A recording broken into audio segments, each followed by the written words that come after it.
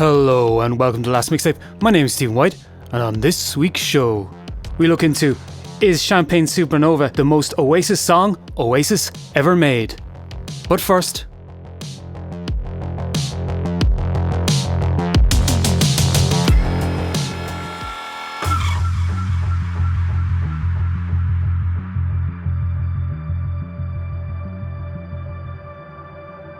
I was on my last tour and I was playing Champagne Supernova. That song is so long, and so I often find myself drifting off during the song and thinking, well, what fucking does it mean? You know, walking down the hall faster than a cannonball, what the fuck is all that about? And, you know, and I should know because I wrote it and I haven't got a clue, you know. And I was somewhere in the north of England and happened to glance up at the crowd. There was just a sea of teenagers, all young lads, all with their tops off, on each other's shoulders, singing the words of a nonsensical song by a band that were broke up, where they were 2 years old when the band fucking broke up.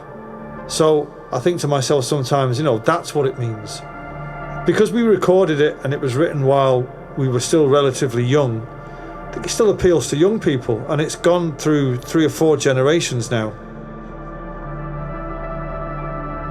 not my words, but the words of Noel Gallagher.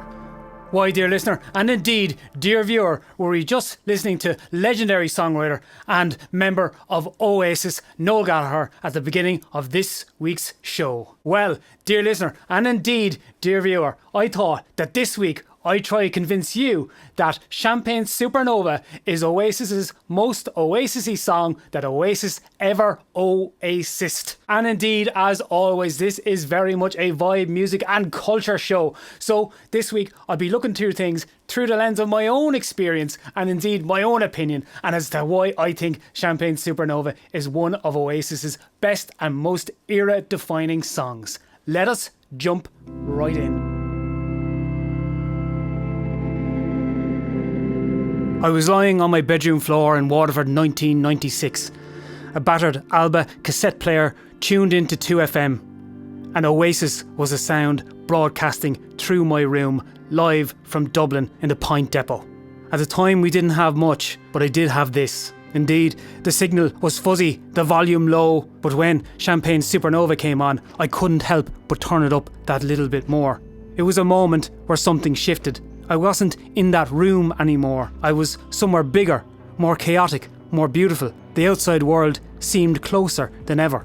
For me and so many like us during that generation, Liam's voice came through like a half-remembered dream, stretched over a guitar line that didn't seem to go anywhere but still made you want to follow it. It was long, lingering, it was essential, it was immediate.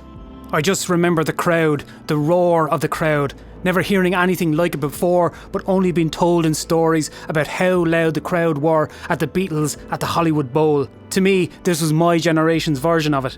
I was only 10 years old, but it seemed like the world had changed forever. Oasis were now myth makers, something beyond the attainable, but something, as a working class lad from Waterford, still relatable. By 1995, Morning Glory had turned them into something massive. No longer a promising band from Burnage, they were stadium-filling, tabloid-burning legends. Indeed, the Beatles comparisons were already baked in, but where John Lennon had acid and revolution, Oasis had council flats and cocaine. And at the end of that album, after the sing-alongs, the swagger, the hooks, came Champagne Supernova. 7 minutes of beautiful noise that ebbed and flowed and drifted off as the album came to a close. A slow-motion anthem that somehow captured everything Oasis stood for and would go on to stand for. There was ego, melancholy, longing, all bleeding into one long, never-ending fade-out and a haze of guitar solos. To me, it didn't sound like rebellion. It sounded like an escape, and to this day, it still carries that weight.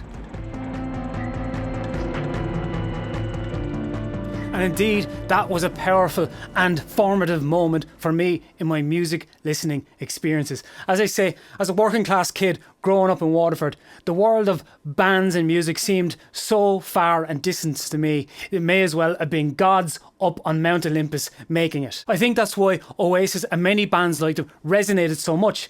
They seemed like lads that could come out of any council estate, any flats, anything like that. They seemed like the lads next door. They seemed like just lads making music and it being great, big, maximal, and importantly, they were the rock and roll stars that they professed to be. They captured the imagination of many, many people like me, and throughout their career, they would continue to do so.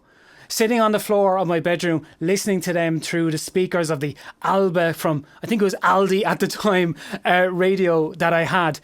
It was kind of, for me, that kind of escapism. I could escape through the radio into that audience, be one of those people singing back the songs to them. It's hard now to look back and think about just how big they are. And it's not to say that we don't have big acts now. We absolutely do. But it felt like more like a monoculture. Like everyone was into it. Everyone was tuned in. Everyone wanted to know. What's the Story, Morning Glory for me came at the perfect time. Probably more perfect than Definitely Maybe did. I was 10 and I could buy songs myself and go down to the local record store and buy tapes and things.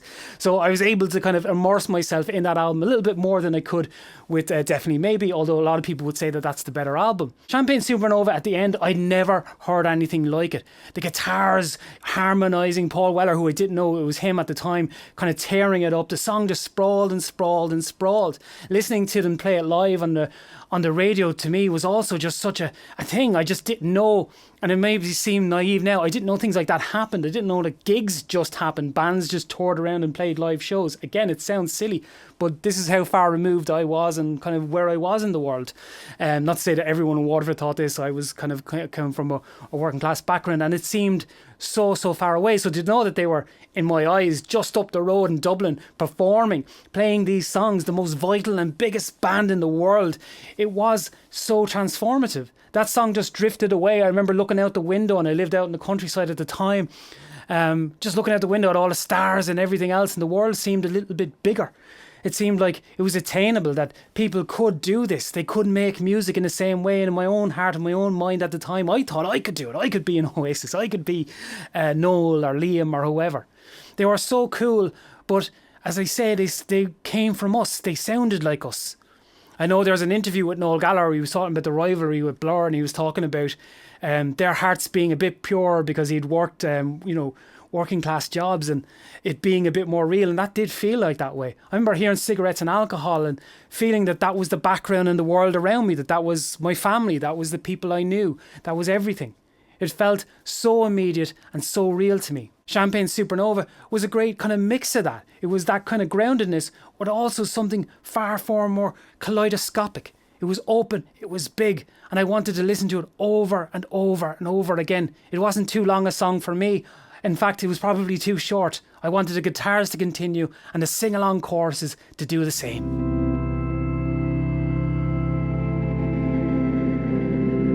Champagne Supernova, fittingly, at the end of What's the Story, Morning Glory, feels like Oasis just on the edge of a dream. The moment where they became closest to becoming the myth in real time, just before it all started to blow up. Champagne Supernova is sprawling. It explodes, it drifts, it loops back on itself. The choruses are sing-along, the production huge, the guitar solos many. Paul Weller is at his best, as are Oasis themselves. Through all of this, all this sound, all this fury, all this sing-along, all this production, it's unwieldy, it's untamable, and in many ways, it's perfect in its imperfection. It is Oasis riding that lightning. You can feel them right there, standing on the edge of everything. All the arrogance, all the excess, all the bravado that had come before and that would follow. And Nebworth only just over the horizon with the sounds of helicopters coming in like Apocalypse Now. But there's also the melancholy, the heart, the doubt, the strange ache that lives just under the surface of their best songs and why they speak so much to people then and why they speak so much to people now. And that's to me what makes Champagne Supernova different. It's an anthem waiting at the end of everything. Like in that version at the Point Depot in Dublin, it comes to a slow motion crash. A 7-minute spiral never sounded so good. So why is Champagne Supernova the most Oasis-y song Oasis ever Oasis in the history of Oasis? Well, for me, it kind of has that element to it. There's a song at the end of a Dave Bowie album, Queen Bitch, and it's right before he releases Ziggy Stardust. I believe it's Hunky Dory. And Queen Bitch always to me seems like Ziggy Stardust just stepping in at the very end of that album and kind of introducing itself, and this is what we would hear from now on. In a way, for me, that is what Champagne Supernova is. I think that's why it's the most Oasis-y song Oasis have ever Oasis, because I think they chased that dragon for the rest of their career. They were always looking for that big, huge, maximal song. I think All Around the World is a really good example of that, and I think it's even far longer and it has even more kind of meandery kind of type things going on, and it way outstays its welcome. It's not able to hold the weight that Champagne Supernova is. It's just not that song, whereas Champagne Supernova is. It has the chorus. It's not as... Whilst it's repetitive and it has that hypnotic feel and it immerses you in it, and you have that kind of sound of water at the beginning of it. There's so much going on with Champagne Supernova. It does feel like it's kind of relating back, and as obviously Oasis did throughout their career, to the Beatles. I think it's something that you could hear on like Revolver or Rubber Soul with the use of kind of found sound and stuff like that. But it's also during that time for the Beatles sounding like the Beatles. When they would go on to Sgt. Pepper, they would become more experimental. This sounds like Oasis melding that kind of hard rocking sound of Definitely Maybe and the earlier stages of What's the Story, Morning Glory. I should say I think What's the Story, Morning Glory is the better album, but again, as I said before, it came at exactly the right time. I was somebody who was looking for music to define the generation I was in. I was finding it in drips and drabs, and I did like Blur, and I loved Pulp and Jarvis Cocker. We do have to speak about him in a future episode. But Oasis captured that moment. It did feel like a band I wasn't being told about in kind of history books. They felt like a band that were happening in the here and in the now. And it might sound funny to you if you're a lot younger, that this is like 30 years later. But it did kind of sound like that. I think for Oasis then with kind of Champagne Supernova, it melded all that kind of immediacy. They still at this point felt and sounded like working class heroes. They wouldn't be here now too, but things kind of fell off the rails, and I was too young to exactly know why things fell off the rails. All I knew is that it just didn't hit and it didn't land.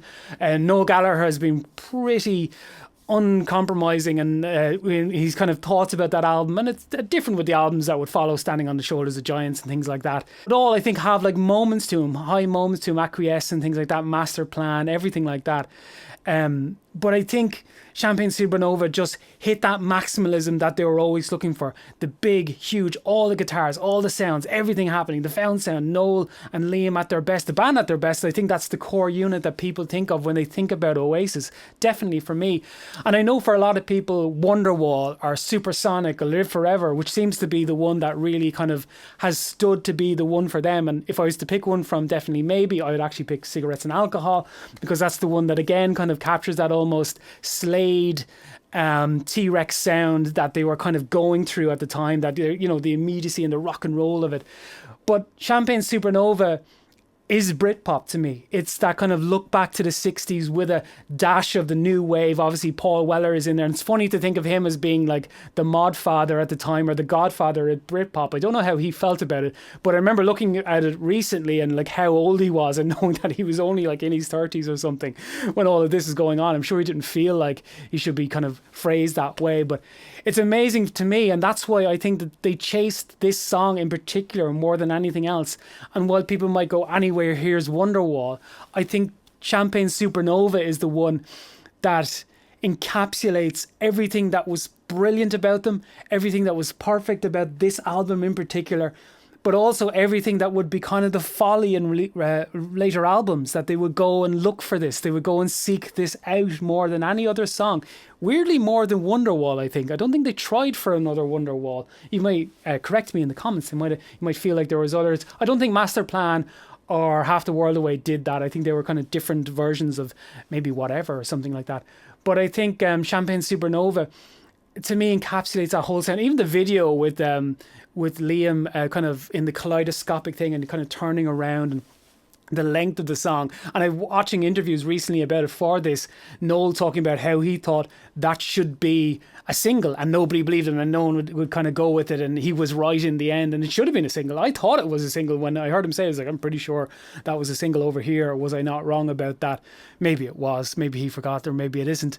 But that's why I think it's such an encapsulation of it. Watching the versions of it coming out from the shows now, it really does feel like that. It feels like such a catharsis, such nostalgia. Nostalgia is a hell of a drug, and I won't, sit here and think that old man talks about great band from his days, but it is something great about seeing younger people at it, and having kept the band alive, and probably through the memeability of Anyway Here's Wonderwall and other things, but bands kind of glomming onto that and holding on to that. You can see, and maybe, I know Fontaines have said things about Oasis, I'm pretty sure, and Liam about them as well, but I think there might be a little bit of father-son nature about that. There might be a bit about a kind of like stay away from the influence, lest you be compared to it too much, but there's definitely a bit of Liam about Grian. And I think for me, Champagne Supernova is the song that encapsulates that time for me. Maybe it's because of that show in Dublin and that listening to it on radio and that being my favourite song, and not knowing, again, the magic of music to me. I didn't know that bands could recreate that. I didn't know how they could recreate that. It was all a huge mystery to me. And listening back to that song and other songs from it too, Cast No Shadows, She's Electric, Morning Glory, which I think is just a barnstormer of a song as well from that record, all really just kind of slap in that way. And yeah, that's why I think Champagne Supernova is Oasis at their most Oasis, where you can't deny that is them. That is the song that you go, what does Oasis sound like? And I don't think I would play Wonderwall. And I don't think, maybe I play Live Forever. Maybe I play Supersonic. But for me, I think I would pick out Champagne Supernova and I go, listen to this, because this was a sound for a lot of people of their youth. And this was something that they held on to, even to this day.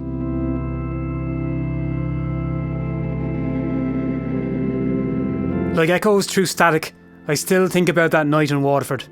Me as a kid with a broken radio, 2FM fizzing in and out, a voice from Dublin bleeding through the static, Champagne Supernova coming on, and 7 minutes, the walls in the room fell away. I didn't know what the song meant, and in many ways, I still don't. And the strange thing is, all these years later, it keeps happening. I scroll past grainy footage of the reunion gigs in Cardiff and beyond, where the Gallaghers aren't speaking, but the crowd is still singing. Thousands of people, arms outstretched, all ages, screaming those songs, those nonsense lines, like scripture. And somehow, watching it on my phone screen in the middle of the night, I feel the same as I did all those years ago on the bedroom floor. And for all the analysis, all the deep dives and everything else, is that not what we're all looking for when we first turned on the radio, the headphones, Spotify, YouTube, whatever way you listen to music? That's the moment we seek out.